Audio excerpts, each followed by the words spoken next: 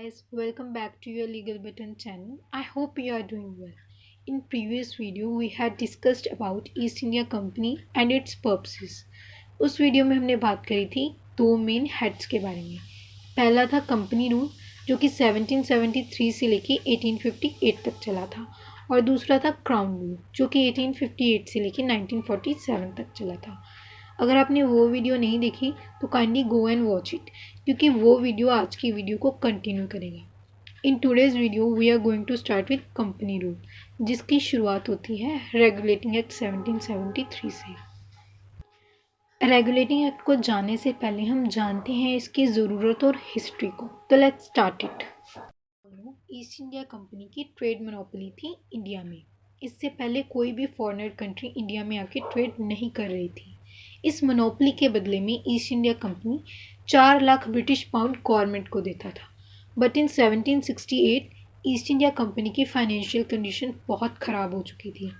East India company bankrupt हो चुकी थी जिसके कारण कंपनी के पास पैसे नहीं होते थे देने के लिए गवर्नमेंट को, जिसके कारण गवर्नमेंट का भी नुकसान हो रहा था क्योंकि कंपनी के फ़ायदे से गवर्नमेंट का फ़ायदा था और कंपनी के नुकसान से गवर्नमेंट का नुकसान हुआ। इन 1772 ईस्ट इंडिया कंपनी ने 1 लाख ब्रिटिश पाउंड का लोन लिया गवर्नमेंट से। Government was also ready to help the company, इसीलिए गवर्नमेंट ने पैसे भी दिए और साथ में डिसाइड किया कि वो ईस्ट इंडिया कंपनी को रिवाइव करेगा रेगुलेटिंग एक्ट के थ्रू। तो इस तरह से रेगुलेटिंग एक्ट 1773 एग्जिस्टेंस में आया। क्वेश्चन अराइजेस कि ईस्ट इंडिया कंपनी तो अच्छा परफॉर्म कर रही थी, कंपनी प्रॉफिटेबल भी थी, ट्रेड मोनोपोली भी थी, तो फिर बैंक्रप्सी कहाँ से आ गई? इसके भी बहुत सारे कारण हैं जिनमें से हम कुछ मेजर को डिस्कस करेंगे। सबसे पहला कारण है बंगाल की भुखमरी। इन 1769 बंगाल फैमिली हुई।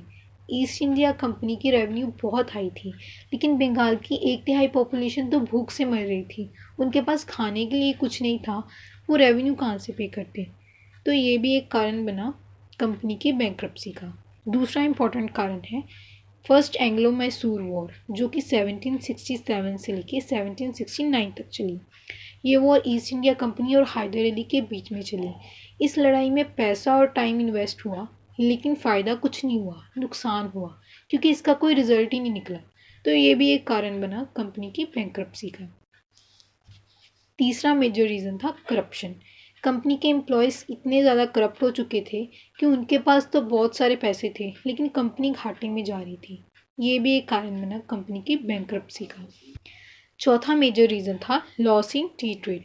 ईस्ट इंडिया कंपनी इंडिया से टी ले जाकर अमेरिका में सेल करते थे लेकिन अमेरिका में 85% टी डच स्मगल करके लाने लगे थे, जिसके कारण कंपनी के द्वारा भेजी गई टी की डिमांड कम हो गई थी, जिसके कारण कंपनी का नुकसान हुआ।